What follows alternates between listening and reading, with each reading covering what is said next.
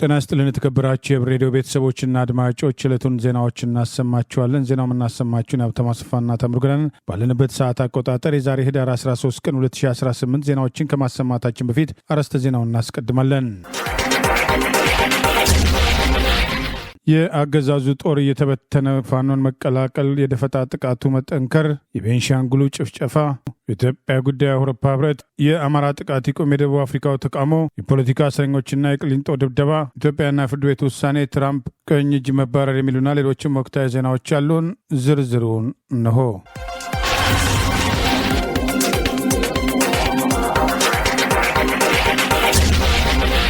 በምዕራብ ወሎ ግንባር ከለላ ወረዳ በአገዛዙ ስልጣን አስጠባቂ ወታደሮች ላይ የተሰነዘረውን የደፈጣ ጥቃት ተከትሎ ድል መቀዳጀቱን የአማራ ፋኖ ብሔራዊ ኃይል ምስራቅ አማራ ቀጠና ምኒልክ ዕዝ አስታወቀ። ዛሬም ከነትጥቃቸው የአገዛዙ ወታደሮች ፋኖን ተቀላቀሉ። የአማራ ፋኖ ብሔራዊ ኃይል አፋባ ምስራቅ አማራ ቀጠና ምኒልክ ዕዝ ዛሬ ህዳር 13 ቀን 2018 ዓ.ም ንጉስ ሚካኤል አሊኮር ሳጅን አደም አሊ አባናደው ክፍለ ጦር እድሪስ ተሾመ ሁለተኛ ሻለቃ በምዕራብ ወሎ ግንባር ከለላ ወረዳ ላይ በጠላት ላይ ድንገተኛ ጥቃት በመሰንዘር ድል መቀዳጀቷን አስታወቀ። ከከለላ ከተማ በመነሳት ወደ ደገርና ሊጮ ታዳጊ ከተማዎች አቅጣጫ ሲጓዝ የነበረው የአብይ አገዛዝ ስልጣን አስጠባቂ ኃይል ቆርቤ የተባለ ቀጠና ሲደርስ የሳጅን አደም አሊ አባናደው ክፍለ ጦር እድሪስ ተሾመ ሁለተኛ ሻለቃ በሰነዘረችው ድንገተኛ ጥቃት ከፍተኛ የሆነ ሰብአዊና ቁሳዊ ኪሳራ ጠላት ማስተናገዱን፣ በዚህ ኦፕሬሽን አንድ ቲም የሚሆኑ የጠላት ኃይል አባላት በአልሞ ተተኳሽ ጥይት እንደተመቱና የተወሰኑት ወዲያው ህይወታቸው ማለፉ መረጃው ገልጿል። ፋኖን አጸዳለሁ ብሎ ከከለላ ከተማ ተነስቶ ወደ ደገርና ሊጮ ሲገሰግስ የነበረው የጠላት ኃይል በዋናነት በኮሎኔል መብሬ አስማማዋሲ የሚመራ አድማ ብተና አባላትና ሰላም አስከባሪዎች ያሉበት መሆኑን መረጃዎች እንደሚጠቁሙ አፋባ ምስራቅ አማራ ቀጠና ምኒልክ ዕዝ ዛሬ ህዳር 13 ቀን 2018 ባወጣው በዚሁ መረጃ ገልጿል። ይህ በእንዲህ እንዳለ ለአብይ አገዛዝ ስልጣን አስጠባቂ ሲባል በወገኖቻችን ላይ አንተኩስም በማለት ዛሬም ያገዛዙ ስልጣን አስጠባቂ ወታደሮች ትጥቃቸውን እንደያዙ ፋኖን መቀላቀላቸውን ምስራቅ አማራ ቀጠና ምኒልክ ዕዝ አስታውቋል።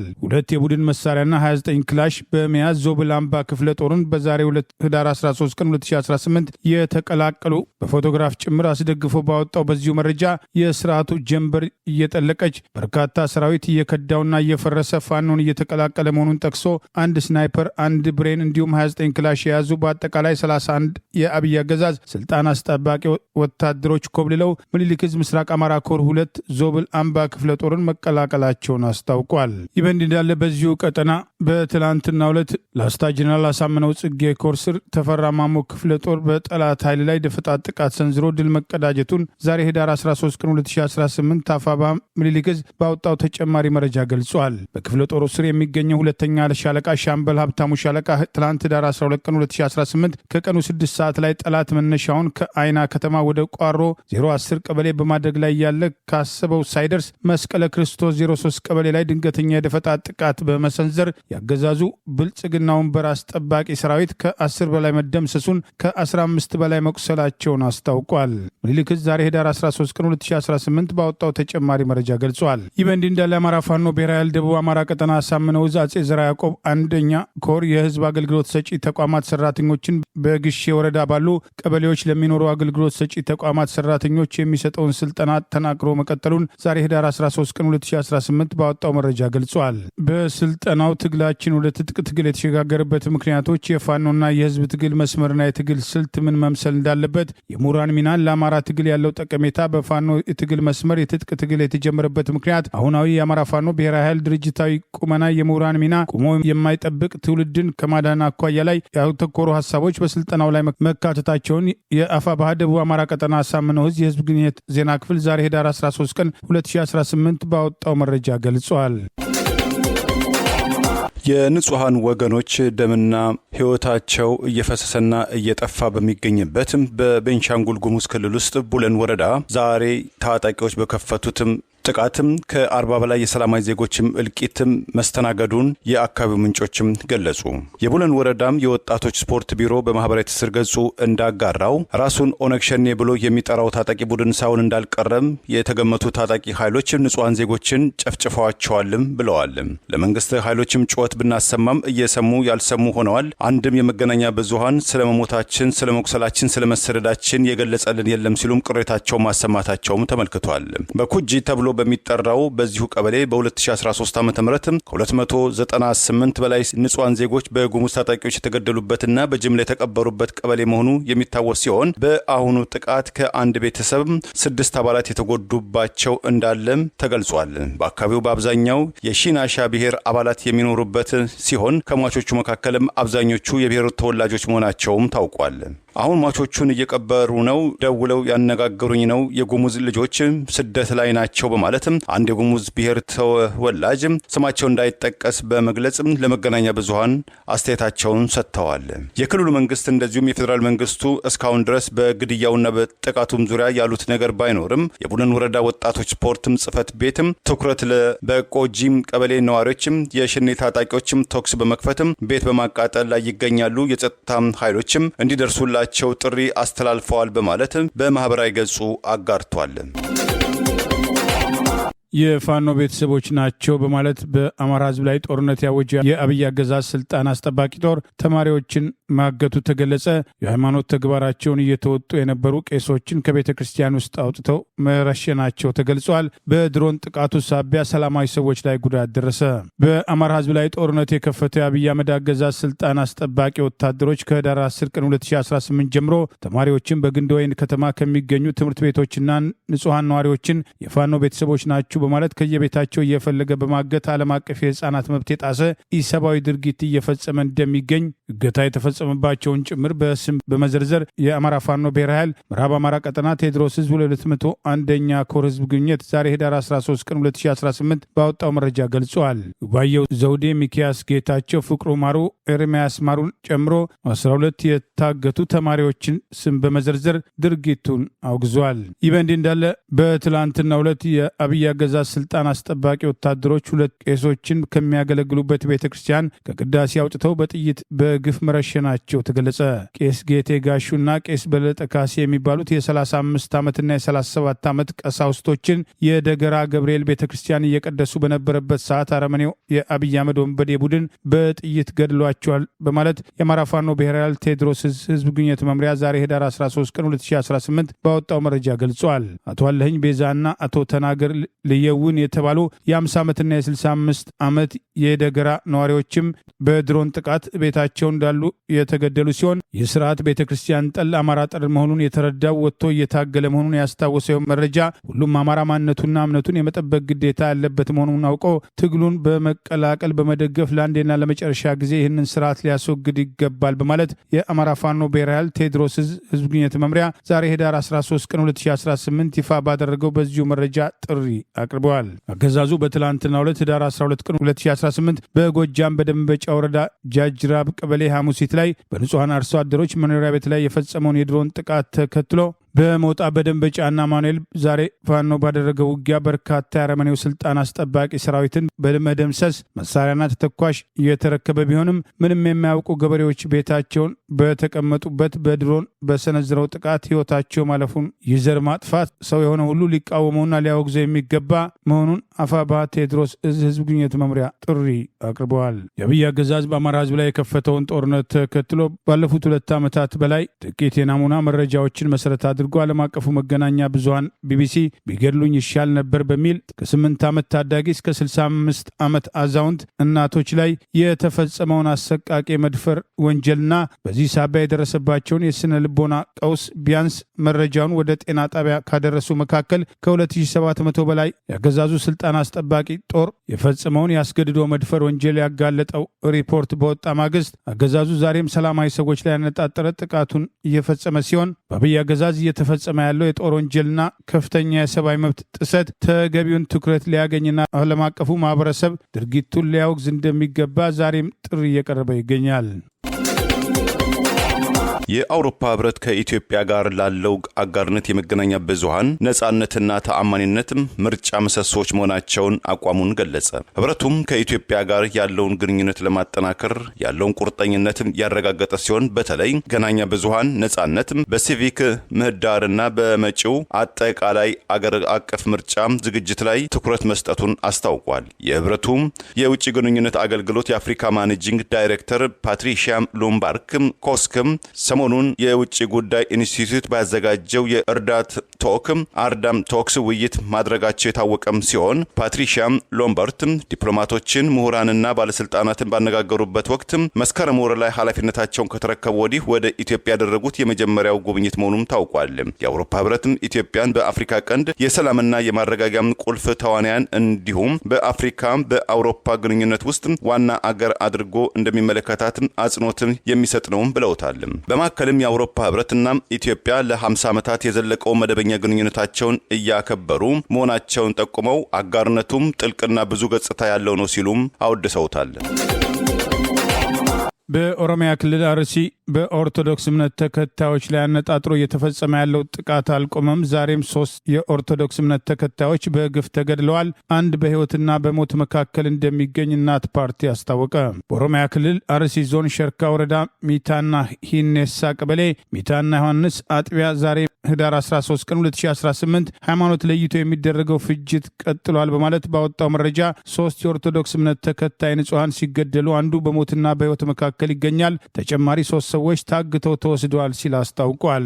የተገደሉት ስርዓተ ቀብራቸው ዛሬ ሚታና ዮሐንስ ቤተክርስቲያን ተፈጽሟል ያለው ፓርቲው በሽፋን የሚፈጸመው የክርስቲያኖች ጭፍጨፋ ቢያንስ ዘር ፍጅት መሆኑ ታውቆ መንግስት እንኳን ቸል ቢለው ህዝቡ በዝምታ እልቂቱን እያባባሰ መሆኑን ተረድቶ ተባብሮ ራሳቸውን እንዲጠብቁ ሊያግዛቸው ካልቻለ ለዘር እንዳይተርፉ ማለቃቸውን እውን መሆኑን አይቀሬ ነው ሲል ፓርቲው አስጠንቅቋል። ፓርቲያችን እንዲህ ያለውን የተጠና ዘር ፍጅት በጽኑ ያወግዛል ያለው ፓርቲው ለሞቱትም እረፍተ ነፍስን እየተመኘ የታገቱት ያለምንም ቅድመ ሁኔታ እንዲፈቱ በአጽንኦት ያሳስባል ሲል ዛሬ ህዳር 13 ቀን 2018 ባወጣው በዚህ መረጃ ገልጸዋል። በአርሲ በኦርቶዶክስ እምነት ተከታዮች ላይ አነጣጥሮ በሚፈጸመው ጥቃት በመቶ የሚቆጠሩ በጥቅምት ወር ብቻ በግፍ የተገደሉበት ዛሬም ድረስ የኢትዮጵያ ኦርቶዶክስ ተዋሕዶ ቤተክርስቲያን ቅዱስ ሲኖዶስ ጠንካራ አቋም ያልወሰደበትና በዓለም ዙሪያ የሚገኙ የእምነቱ ተከታዮች ባሏቸው አደረጃጀቶች ግልጽ አቋማቸውን በሲኖዶሱ ላይ በማሳወቅ አቋም በመያዝ እንደ አንድ መቆም አለመቻላቸው በተደጋጋሚ በወቀሳ እየተነሳ የሚገኝ ሲሆን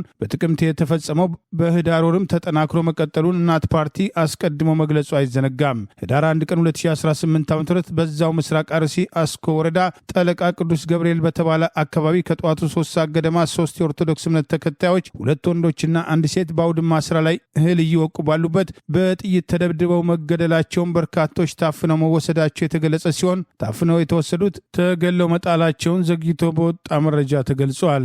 የኢትዮጵያ ኦርቶዶክስ ተዋሕዶ ቤተክርስቲያን ቅዱስ ሲኖዶስና ከቅዱስ ሲኖዶሱ በታች ያለው የቤተክርስቲያኗን የዕለት ከዕለት ስራ የሚሰራው ጠቅላይ ቤተ ክህነት ዋናውን ስልጣን የተቆጣጠሩት አቡነ ሳዊሮስ ቀደም ሲል ቤተክርስቲያኒቷን ለመክፈልና የኦሮሚያ ሲኖዶስ ለማቋቋም በህገወጥ መንገድ ኤጲስቆጶሳትን በመሾም ተግባር ከቤተክርስቲያኒቷ ተገለው በአብይ አህመድ ሽምግልና ተመልሰው እንዲገቡ ከተደረገ በኋላ በአሁኑ ወቅት በአሩሲ እየተፈጸመ ያለውን ጥቃት በተመለከተ ዝምታ መምረጣቸው እንዲህ ያሉ ሃይማኖት አባቶች ብቻ ሳይሆን የእምነቱ ተከታዮችም በአገር ውስጥም በውጭም አንድ ሆነው በመቆም ድምፅ በአግባቡ መሆን አለመቻላቸው በኦርቶዶክስ ላይ እየተሰነዘረ ያለውን ጥቃት እንዲቀጥል የበኩሉን አስተዋጽኦ አድርጓል በሚል አልፎ አልፎ በተቃውሞ ድምፃቸውን ለማሰማት የሞከሩ የሃይማኖት አባቶች ተገቢውን ትኩረት አለማግኘታቸውን በቅሬታ ሲነሳ ቆይተዋል። እናት ፓርቲ ባለፈው ዓመት ማብቂያ በአሩሲ በኦርቶዶክስ እምነት ተከታዮችና የአማራ ብሔር ተወላጆች ላይ አነጣጥሮ እየተፈጸመ ያለው ጥቃት እጅግ አሳሳቢ በመሆኑ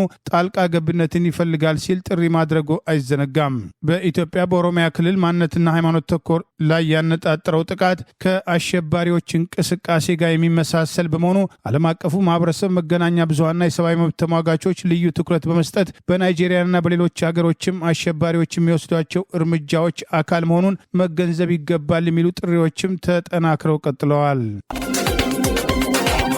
በደቡብ አፍሪካ በጆሃንስበርግ የቡድን 20 ሀገራት ስብሰባ አዳራሽ ፊት ለፊት በአማራ ህዝብ ላይ አብይ አገዛዝ እየፈጸመ ያለው የዘር ጭፍጨፋ እንዲቆም ታላቅ የተቃውሞ ሰልፍ ተካሄደ። አብይ አህመድ ዘር ጨፍጫፊ ነው፣ በአማራ ህዝብ ላይ እየተፈጸመ ያለው የዘር ጭፍጨፋ እንዲቆም እንጠይቃለን በሚል የተቃውሞ ድምፃቸውን አሰምተዋል። በደቡብ አፍሪካ የሚኖሩ የአማራ ብሔር ተወላጆችና ዓላማውን የሚደግፉ ሌሎች ኢትዮጵያን በህዝባቸው ላይ እየተፈጸመ ያለውን ግፍና ሰቆቃ ዛሬ በጆሃንስበርግ ደቡብ አፍሪካ የቡድን 20 ሀገራት መሪዎች በተገኙበት ስብሰባ አዳራሽ ፊት ለፊት ጠንካራ የተቃውሞ ድምጻቸውን አሰምተዋል። በአማራ ላይ እየተካሄደ ያለው የዘር ጭፍጨፋ ይቁም፣ በአማራ ህዝብ ላይ እየተፈጸመ ያለው የዘር ጭፍጨፋ ትኩረት ሊያገኝ ይገባል፣ አብይ አህመድ ዘር አጥፊና ጨፍጫፊ ነው፣ በአማራ ህዝብ ላይ እየተፈጸመ ያለው ወረራ ይቁም፣ ዓለም ለጉዳዩ ትኩረት ሊሰጥ ይገባል በማለት ድምጻቸውን በማሰማት የአብይ አህመድ አገዛዝና በዚሁ ስብሰባ ላይ የተገኘው አብይ አህመድን በማጋለጥ ተቃውሟቸውን አሰምተዋል። አብይ አህመድ is a genocide. Stop! Amara! Genocide in Ethiopia! Stop! Amara! Genocide Ethiopia! In Ethiopia!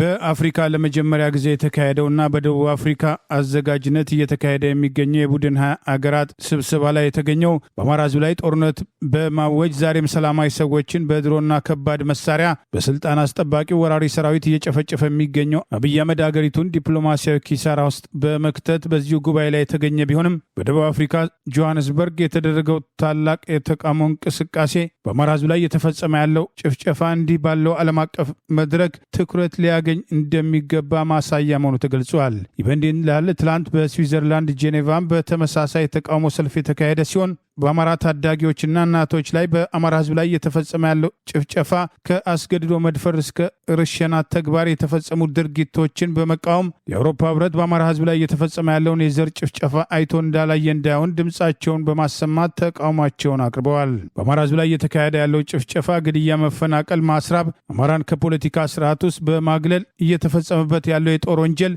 ተገቢው ትኩረት ሊያገኝ እንደሚገባና የዘር አጥፊው አብይ አህመድ በዓለም አቀፍ ፍርድ ቤት ጭምር እንዲጠየቅ ድምጻቸውን በጋራ አሰምተዋል። በውጭ የሚኖሩ የአማራ ብሔር ተወላጆችና ሌሎችም ኢትዮጵያን በአማራ ህዝብ ላይ የታወጀውን ጦርነት ተከትሎ እየደረሱ ያሉ የዘር ጭፍጨፋዎች፣ ሃይማኖት ተኮር ጥቃቶች ተገቢውን ትኩረት በመስጠት ለወገኖቻቸው ድምፅ እንዲሆኑ ተደጋጋሚ ጥሪ ሲቀርብ መቆየቱ አይዘነጋም። በአፍሪካ አህጉር ውስጥ በሰው ሰራሽ አስተውሎት ወይም ኤአይ የሚመሩ የሳይበር ጥቃቶች እየጨመሩ መምጣታቸውን አንድ ሪፖርት ገለጸ።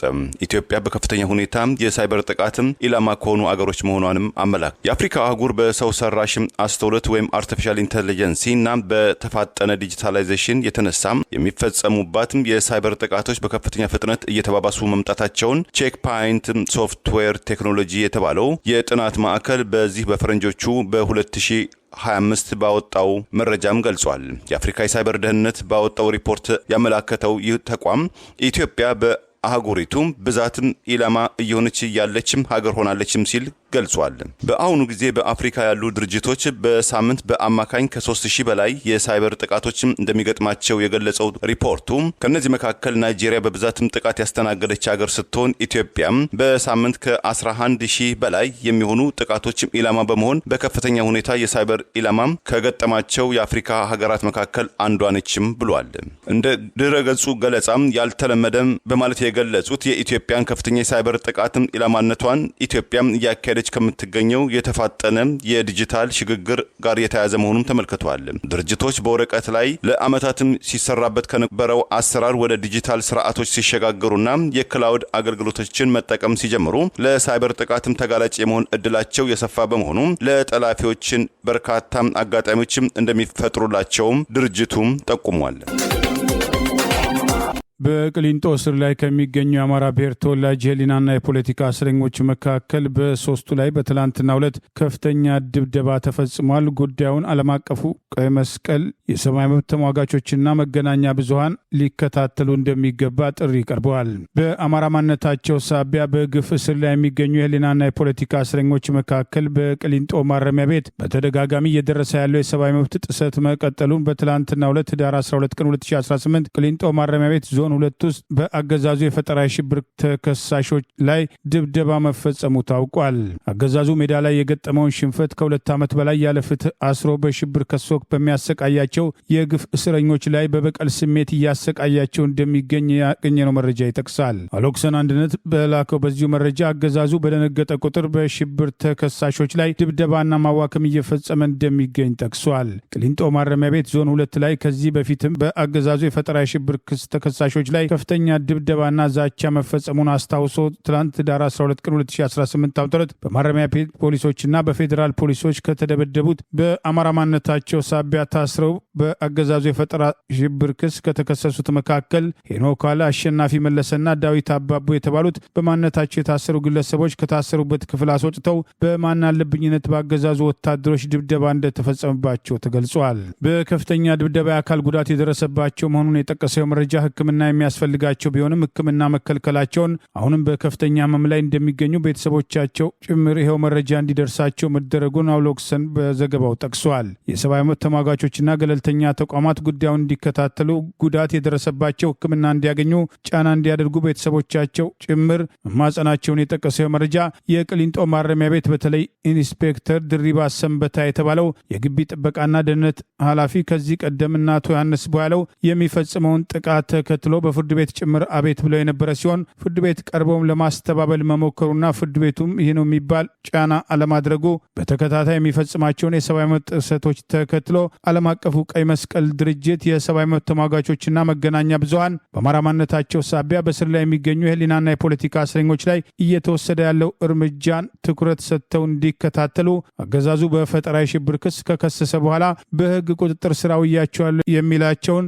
በግፍ ያሰራቸው ላይ እየፈጸመ ያለው የሰብአዊ መብት ጥሰት ትኩረት ሊያገኝ እንደሚገባ ዛሬም ጥሪ ቀርበዋል። የቅሊንጦ ማረሚያ ቤት በተለይም ኢንስፔክተር ድሪባ ሰንበታ የተባለው ይኸው ባለስልጣን ወደ እስር ቤቱ ከመጣበት ከነሐሴ 2017 ጀምሮ አብረውት በተሰለፉ ካድሬዎች አማካኝነት በአማራ ማንነታቸው ሳቢያ የታሰሩ የህሊናና የፖለቲካ እስረኞችን ጨምሮ በፖለቲካ ጉዳይ በታሰሩት ላይ በእነሱና በቤተሰቦቻቸው ላይ በተደጋጋሚ እየፈጸመ ያለው ትንኮሳ፣ የሰብአዊ መብት ጥሰት ሰፊ ትኩረት ሊያገኝ እንደሚገባ ተደጋግሞ ጥሪ እየቀረበ ይገኛል። ከዚህ በተጨማሪ በአማራ ማንነታቸው ሳቢያ በስር ላይ የሚገኙ በተለያዩ መዝገቦች አገዛዙ የፈጠራ ክስ የመሰረተባቸው ዛሬም በተደጋጋሚ ፍርድ ቤት እየቀረቡ የተለያዩ ምክንያቶች እየተሰጡ ተለዋጭ ቀጠሮ እንደሚሰጣቸው ሀብታሙ ጌታነ፣ እነ ተመስገን ጌትነት፣ ጌታ ሰው አበበ ትላንት ፍርድ ቤት ቀርበው የተለያየ ምክንያት በመስጠት ተለዋጭ ቀጠሮ እንደተሰጣቸው ጭምር አሎክሰን አንድነት በዚሁ ዘገባ ጠቅሷል።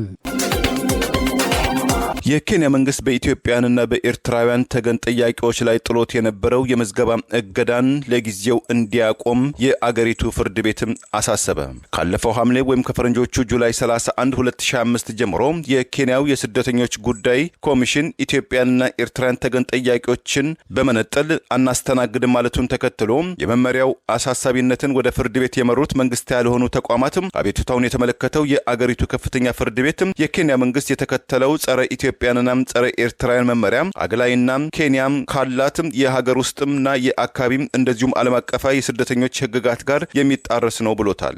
አቤት ባዮቹ ያቀረቡት ምክንያትን የተመለከተው የአገሪቱ ከፍተኛ ፍርድ ቤት አሁን ካለበት ነባራዊ ሁኔታ ሁሉንም ነገሮችን ከግንዛቤ ውስጥ በመክተት ለህዝብ ፍላጎትና ለፍትህ ስርዓቱ ሲባል ኢትዮጵያና ኤርትራውያን ስደተኛ አመልካቾች ላይ የተጣለው የመዝገባ እገዳ ለጊዜው እንዲቋረጥ፣ ግድያን፣ ጦርነትን፣ የሰብአዊ መብት ጥሰትን ሸሽተው ወደ ኬንያ የመጡ ኢትዮጵያንና ኤርትራውያን ተገን ጠያቂዎችም ተገቢውን መስተንግዶ ሊያገኙ ይገባል ሲል ፍርድ ቤቱ ውሳኔ አስተላልፏል። የፍርድ ቤቱን ውሳኔን ተከትሎ የአገሪቱ የስደተኞች ጉዳይ ተጠባባቂ ኮሚሽነሯ ሜርሲ ማስዌራ በሰጡት ምላሽ ጉዳዮችን የምንመለከተው በእውነተኛ የስደተኝነት ጥያቄ አመልካቾች ላይ ነው። ሴቶችም፣ ህጻናት፣ የጤና ችግር ያለባቸውና በስቃይ ውስጥ ያሉ ወገኖችን እናስተናግዳለን። አዲሱ መመሪያም ከተላለፈም ካለፈው ሐምሌ ወር ወዲህ ከ100 በላይ ኢትዮጵያንና ኤርትራን ተገን ጠያቂዎችን ማመልከቻቸውን ተቀባይነት አግኝተዋል በማለትም የኮሚሽኑን አቋም አንጸባርቀዋል። በአዲስ አበባ የመብራትና የውሃ አቅርቦት መቆራረጥን ተከትሎ ቅሬታዎች እየተሰሙ ነው። መፍትሄ ማጣታቸውን ነዋሪዎች በማህበራዊ ሚዲያ ጭምር ቅሬታቸውን መግለጽ ጀምረዋል። በአንዳንድ አካባቢዎች ውሃ ለሳምንታት፣ በአንዳንድ አካባቢዎች መብራት በተመሳሳይ የሚጠፋ ሲሆን የሚመለከታቸው ባለስልጣን መስሪያ ቤቶች በቂ ምላሽ እንደማይሰጡ ጠብቁ በማለት ዜጎች ህይወታቸው አስቸጋሪ መሆኑን ቅሬታ እያቀረቡ ሲሆን የዚሁ ችግር ሰለባ የሆኑት የኢኮኖሚ ባለሙያም በማህበራዊ ሚዲያ ዛሬ አቤት ብለዋል። በአዲስ አበባ ከተማ መብራትና ውሃ በተደጋጋሚ መቆራረጥ፣ በተቃራኒ የመብራትና ውሃ ታሪፍ በየጊዜው እየጨመረ መምጣት፣ የታሪፉ መጨመር ብቻ ሳይሆን ዜጎች ቅሬታ አቅርበው መፍትሄ ማጣታቸው በተደጋጋሚ ሲጠቀስ የቆየ ሲሆን የሚቆራረጠው አገልግሎትንም እንደ መብት የቆጠሩ ባለስልጣናት ይመጣል ጠብቁ ከማለት ውጭ መፍትሄ እንዳልሰጡ በቅሬታ ሲነሳ የቆየ ሲሆን የኢኮኖሚ ባለሙያው አቶ ሙሼ ሰሙ በአዲስ አበባ ፍየል ቤት ሲኤምሲና አካባቢውን ጨምሮ ሚካኤል ድረስ መብራት ከጠፋ 5ኛ ቀን መሆኑንና እሳቸውን ጨምሮ ነዋሪዎች ለከፍተኛ ችግር መዳረጋቸውን በማህበራዊ ሚዲያቸው ዛሬ አቤት ብለዋል። መብራቱ የጠፋበት ምክንያት ምን እንደሆነና በአፋጣኝ መፍትሄ ለምን እንዳልተሰጠ የሚታወቅ ነገር እንደሌለ ጠቅሰው በየፍሪጃችን ውስጥ የሚገኝ ምግብ በስብሷል፣ እንጀራ መጋገርና ምግብ ማብሰል አልቻልንም፣ የውሃ አቅርቦታችን ተቋርጧል፣ ዕቃ ማጠብም ሆነ ንጽህናችን መጠበቅ ፈተና ሆኖብናል፣ ስራ መስራት አቁመናል፣ ይህ ለምን ሆነ ብንልም መልስ የሚሰጠን አማራጭ መፍትሄ እንድናፈላልግ መረጃ የሚያቀርብልን ማግኘት አልቻልንም ሲሉ ቅሬታቸውን ገልጸዋል። እንደ አቶ ሙሼ ሰሙ ሁሉ በተለያዩ የከተማው አካባቢዎችም ተመሳሳይ ቅሬታዎች ከጊዜ ወደ ጊዜ እያደጉ የመጡ ሲሆን አቶ ሙሼ ችግሩን ለማስመዝገብ ወይም አማራጭ ለመፈለግ ወደ ተቋሙ የጥሪ ማዕከል ቢደውሉም ጠብቁ ከማለት ውጭ መልስ የሚሰጠን የለም ሲሉ በሌሎች አካባቢዎች ያሉ ቅሬታዎች ተመሳሳይ አስተያየት ሰጥተዋል። የጥሪ ማዕከል ሰራተኞችም የምዝገባ ቁጥር ለመስጠት 3 ቀን ሙሉ ፈቃደኛ እንዳልነበሩ ጠቅሰው የመብራት አቅርቦትን ለማሻሻልና የስራ ሂደት ጥራትን ለማረጋገጥ በሚል በአንድ ዓመት ውስጥ ከ1000 በላይ የመብራት አቅርቦትና አገልግሎት ላይ ከፍተኛ የሚባል ጭማሪ ቢደረግም አስተማማኝ አቅርቦትና ቀልጣፋ አገልግሎት ማረጋገጥ አልተቻለም ሲሉ ጠቅሰዋል። ታሪፍ መጨመርና ገንዘብ ማሰባሰብ እንጂ በውል ላይ የተመሰረተ ግዴታን አለመወጣት የማያስጠይቅበት ዘመን ላይ ደርሰናል በማለት የባለስልጣን መስሪያ ቤቱን ቸልተኝነት በተመለከተ አስተያየታቸውን የሰጡት አቶ ሙሼ የተወነጋገረ ተቋምን በተጋነነ የ1000 በመቶ ጭማሪ ማሻሻል እንደማይቻልና ጭማሪውም ከኪራይ ሰብሳቢነት ውጭ ምንም ትርጉም የማይሰጥ መሆኑን ለ5ኛ ቀን በጨለማ ማደራችን በቂ ምስክር ነው ሲሉ አስተያየታቸውን ሰጥተዋል። ዛሬም በብቃት ማነስና አስተማማኝ መፍትሄ መስጠት ባለመቻል ምክንያት ሲኤምሲና አካባቢው ለ5ኛ ቀን በጨለማና ስራ መስራት ባለመቻል ፈተና እንደተዋጥ እንገኛለን። ገንዘብ የማሰባሰብ አባዜ ብቻውን የአገልግሎት ጥራት፣ የአቅርቦት መሻሻል የክህሎትም ሆነ የስራ ጥራት እንደማይፈጥር ከዚህ በላይ ማሳያ ሊኖር አይችልም ሲሉ ተናግረዋል። የአቅርቦትና የአገልግሎት ጥራትን ማምጣት የሚቻለው ውስጣዊ አቅምን በመፈተሽ ክህሎትን በማዳበር አቅምን በመገንባትና አሰራርን በማጥራትና በማዘመን እንጂ ዋጋ በመቆለል ሊሆን አይችልም በማለት የመብራት አገልግሎት የሚሰጠው ተቋምን ወቅሰው አስተያየታቸውን አስፍረዋል። እንደ አቶ ሙሼ ሰሙ ሁሉ ተመሳሳይ ቅሬታ ያላቸው የከተማዋ ነዋሪዎች አንዳንዴ በፈረቃ ሌላ ጊዜም ለቀናትና ለሳምንታት ውሃም ሆነ መብራት የሚቋረጥባቸው የከተማዋ ቦታዎች ከጊዜ ወደ ጊዜ ቁጥራቸው የጨመረ መምጣቱን፣ በተቃራኒው የአብይ አገዛዝ ለብልጭልጭ ፕሮጀክቶች የሚሰጠውን ትኩረት ተከትሎ በኮሪደር ልማት በተባሉት አካባቢዎች ላይ መብራት እንደማይቋረጥ የሚጠቅሱ ነዋሪዎች የከተማዋ እውነተኛ ገጽታ የከተማዋ ነዋሪዎች ሁኔታ ግን በውሃ ዘርፍም በተመሳሳይ ኮሪደር ልማት አካባቢ ውሃ የሚጠጡ አደባባዮች እንዳሉት ሁሉ ውሃ ያላገኙ ነዋሪዎች ለቀናት አንዳንዴም ለሳምንታት በውሃ ችግር እየተፈተኑ መምጣታቸው በተደጋጋሚ በቅሬታ እየገለጹ ይገኛል። በአፍሪካ በማዳጋስካር ደሴት በቅርቡ በውሃና መብራት መቆራረጥ ሳቢያ የተማረሩ ዜጎች አደባባይ በመውጣት ያነሱትን ተቃውሞ ተከትሎ የአገሪቱ ፕሬዝዳንት ለመፈርጠጥ መገደዱ አይዘነጋም። በኢትዮጵያ ዜጎች መኖር ጭምር አደጋ ውስጥ የወደቀበት፣ ነጋዴው በግብር የተማረረበት በኮሪደርና የጫካ ፕሮጀክት ስም ዜጎች ተፈናቅለው ሜዳ እየወደቁ ቢሆንም ህዝቡ ተባምሮ ለመብቱ ባለመቆሙ በየጊዜው በየወረፋ ከማልቀስ ውጭ መፍትሄ ማምጣት አለመቻሉ በቅሬታ ሲነሳ ቆይቷል። የአሜሪካው ፕሬዚዳንት ዶናልድ ትራምፕ አሜሪካንን ዳግም ታላቅ አገር እናደርጋታለን የሚለውን ፖሊሲያቸውን በዋነኛነት ከሚያቀነቅኑት የሪፐብሊካን የህዝብ እንደራሴዋም ከፕሬዚዳንት ትራምፕ ጋር በቅጽበትም ተለያዩ። በአንድ ወቅትም ከፕሬዚዳንት ዶናልድ ትራምፕ ጋር በመወገን በጸረ ዲሞክራቶችና በጸረ ሊበራል አቋማቸው የሚታወቁትም አሜሪካዊቷም ፖለቲከኛም ነጋዴና የሴራም ቲዮሪ ወይም ኮንስፓይረሲም ቲዮሪ አቀንቃኝ ማርጆር ቴይለር ግሪን ከመጪው አዲሱ ዓመት ከጥር ወይም ከጃንዋሪ ጃንዋሪ ጀምሮ ከህዝብ እንደራሴነታቸው እንደሚነሱ በትላንትናው ዕለት አቋማቸውን ገልጸዋል። በጆርጂያ ግዛት የ14ኛው ኮንግረስ ዲስትሪክት የሪፐብሊካን ፓርቲን በመወከል ካለፈው 2021 ጀምሮ እያገለገሉ የሚገኙት የ51 ዓመቷ የህዝብ እንደራሴ ቴይለር በወሲብ ቅሌትም ተጠርጥሮ በኒውዮርክ እስር ቤት ሳለ የራሱን ህይወት ባለፈው ነሐሴ ወይም ኦገስት 2019 ባጠፋው ጄፍሪ ኤፕስተን የወሲብ ቅሌት ፋይል ጋር በተያዘም ስማቸው በሚጠረጠረውና ፋይሉም ለህዝብ ይፋ እንዳይሆን እስከ ቅርብ ጊዜ ድረስም ሲያከላክሉም ከነበሩት ከፕሬዚዳንት ትራምፕ ጋር ራሳቸውን ማራቃቸውም ተመልክቷል። የቀድሞዋ ጸሐፊት አክቲቪስት ግሪን ባለፈው 2020 ኤሮፓ ቁጥጥር የጆርጂያ ግዛትን በመወከል ለኮንግረስ አባልነትም ሲወዳደሩ ከፕሬዚዳንት ትራምፕ ከፍተኛ ድጋፍ በማግኘታቸው በቀላሉ ምርጫው ማሸነፋቸው ይታወሳል። ኮንግረስውመን ግሪን በመጀመሪያው ቀን የዋሽንግተን ጉዟቸው ዶናልድ ትራምፕ አሸንፈዋል፣ ትራምፕ ውን የሚል የአፍ መሸፈኛ ማስክ በማድረግ ለአሸናፊው የቀድሞ ፕሬዚዳንት ጆ ባይደን እውቅና ላለመስጠት መሞከራቸውም ተስተውሏል።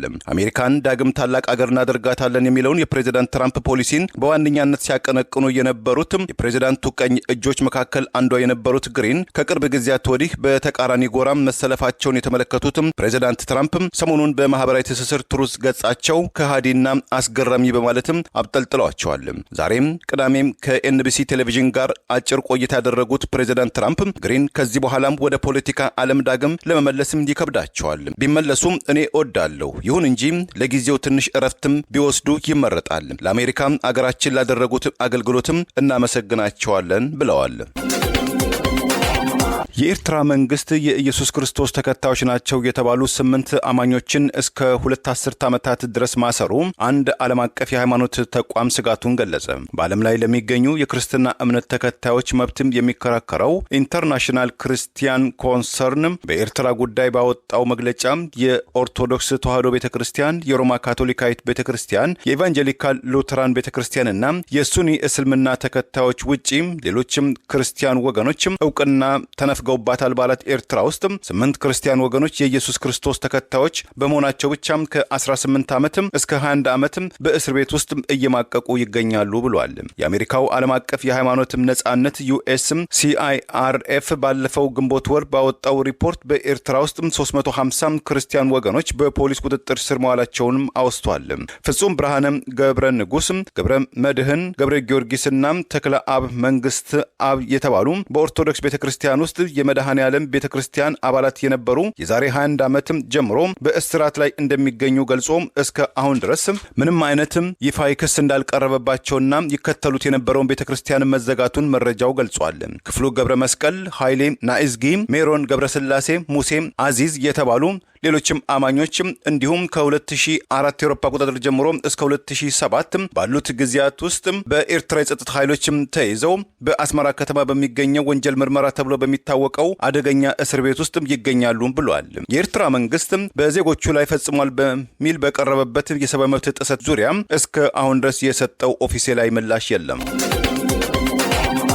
የዩክሬን ሩሲያን ጦርነት ያስቆማል የተባለውን የፕሬዝዳንት ዶናልድ ትራምፕ እቅድ የዩክሬኑ ፕሬዝዳንት ዘለንስኪ ተቃውመዋል። ዩክሬን የአሜሪካን ድጋፍ ልታጣ እንደምትችልም ገልጸዋል። የዩክሬኑ ፕሬዝዳንት ቭላዲሚር ዘለንስኪ በአዲሱ የአሜሪካ የሰላም እቅድ ላይ ያላቸውን ልዩነት ዋና አጋራቸው የሆነችው ዋሽንግተን ድጋፍ ሊያሳጣቸው እንደሚችል ተናግረዋል። ሾልኮ የወጣ የአሜሪካ የሰላም እቅድ የዩክሬን ወታደሮች ሩሲያ ገንጥላ ከወሰደችው የክሬሚያ ሰርጥና ሌሎች የአገሪቱ ክፍሎች ለቀው እንዲወጡ የሚገልጽ ሲሆን ዘለንስኪ አርብ ዕለት ለሀገሪቱ ዜጎች ባስተላለፉት ንግግር ዩክሬን እጅግ ከባድ ምርጫ ልትጋፈጥ ትችላለች፣ ክብርን ማጣት ወይም ቁልፍ አጋርን የማጣት አደጋ ያጋጥማታል ሲሉ ተናግረዋል። ዛሬ ታሪካችን ውስጥ ካሉ አስቸጋሪ ጊዜያት አንዱ ነው ያሉት ፕሬዚዳንት ዘለንስኪ አሜሪካ ጦርነትን ለመቋጨት አቅርበዋለች የተባለና ዩክሬን ከዚህ ቀደም ውድቅ ያደረገቻቸውን የስምምነት ነጥቦች የያዘ የአሜሪካ የሰላም እቅድ ሾልኮ ከወጣ በኋላ በሰጡት አስተያየት ነው። ፕሬዚዳንት ዶናልድ ትራምፕ ያቀረቡትና 28 ገጽ ያለው የሰላም እቅድ ሩሲያ ከዩክሬን ግዛቶች የያዘቻቸውን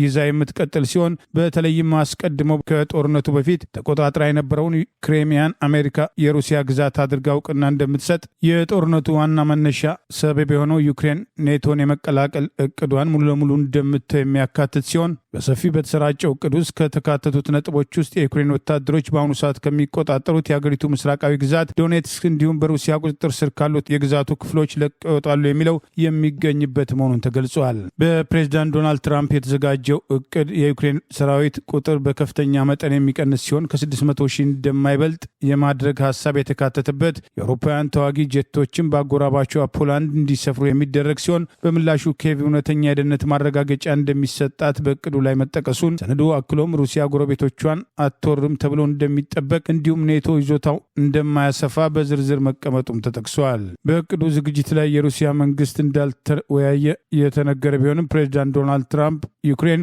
እቅዱን መቀበል ወይም አለመቀበሏን ከቀጣዩ ሐሙስ በፊት እንድታሳውቅ ፍላጎት እንዳላቸው የተገለጸ ሲሆን ሩሲያ እንደ አውሮፓ አቆጣጠር 2022 ዓ.ም የፈጸመችውን ሙሉ ወረራ ከሞስኮ ጋር ጦርነት ውስጥ ያለችው ዩክሬን የውጊያ አቅሟ በከፍተኛ መጠን የተመሰረተው በላቁ አሜሪካ ሰራሽ መሳሪያዎች ላይ ሲሆን ዋሽንግተን ከባዱን የሩሲያ አየር ጥቃት መቀልበስ የሚያስችል የአየር መከላከያ ስርዓት እንዲሁም የስለላ መረጃ ለዩክሬን ስታቀርብ መቆየቱ አይዘነጋም። ዘለንስኪ በዋና ከተማዋ ኪየቭ በሚገኘው የፕሬዝዳንት ጽህፈት ቤት ፊት ለፊት ቆመው ባደረጉት የ10 ደቂቃ ንግግር ዩክሬን ከፍተኛ ግፊት ሊያጋጥማት እንደሚችል ስጋታቸውን የገለጹ ሲሆን ይህ ግፊት እኛን ለማዳከም ለመከፋፈል የሚደረግ ነው ያሉት ዘለንስኪ ጠላት እየተኛልን አይደለም ሲሉ ተደምጠዋል። ዩክሬናውያን በአንድነት እንዲቆሙ ያሳሰቡት የዩክሬኑ ፕሬዝዳንት ብሔራዊ ጥቅም ከግምት ውስጥ መግባት አለበት ሲሉ በአጽንኦት ተናግረዋል። በፕሬዝዳንት ዶናልድ ትራምፕ እቅድ መሰረት በ6 ወራት ውስጥ አዲስ መንግስት የሚመሰረትበት ምርጫ እንደሚካሄድም በእቅዱ ተካቷል። የዩክሬኑ ፕሬዝዳንት ዘለንስኪ በተረጋጋ ሁኔታ ከአሜሪካና ከሁሉም አጋሮች ጋር እንሰራለን፣ ለሰላም እቅዱ አማራጭ እናቀርባለን በማለት በዚሁ ንግግራቸው የጠቀሱ ሲሆን ከእንግሊዙ ጠቅላይ ሚኒስትር ሰር ኪር ስታርመር፣ ከፈረንሳይ ፕሬዝዳንት ኢማኑኤል ማክሮን፣ ከጀርመን ቻንስለር ፍሬዴሪክ ሜርዝ ጋር ባደረጉት የስልክ ንግግር የሀገራቱን ድጋፍ እንደሚቀጥል ማረጋገጫ ማግኘታቸውንም አስታውቀዋል። ሩሲያ አዲሱን የአሜሪካ እቅድ ዩክሬን የማትቀበል ከሆነ በጀመረችው ጦርነት መግፋት ተጨማሪ ግዛቶችን እንደምትቆጣጠር የአገሪቱ ባለስልጣናት ከወዲሁ መግለጽ ጀምረዋል። ለዛሬ ያሉን ዜናዎች እነዚህ ናቸው። ዜና ውስጥ ታደምጡ ለቆያችሁ የህብር ሬዲዮ ቤተሰቦችና አድማጮች ምስጋናችን ይድረሳችሁ። የህብር ሬዲዮ ኦፊሻል ዩቲዩብ ቻናላችንን ሰብስክራይብ ያላደረጋችሁ ሰብስክራይብ በማድረግ በተጨማሪም የደውል ምልክቱን በመጫን የህብር ሬዲዮ ቤተሰብ እንድትቀላቀሉ በአክብሮት እንጋብዛለን። እንደ ወትሮ ሁሉ የህብር ሬዲዮ ቤተሰቦች ፕሮግራሞቻችንን ላይክ በማድረግ ሼር በማድረግ አስተያየቶቻችሁን በመስጠት አብሮነታችሁን ትገልጹ በአክብሮት እንጠይቃለን። በድጋሚ እናመሰግናለን። ጤና ይስጥልን። ቸር እንቆይ።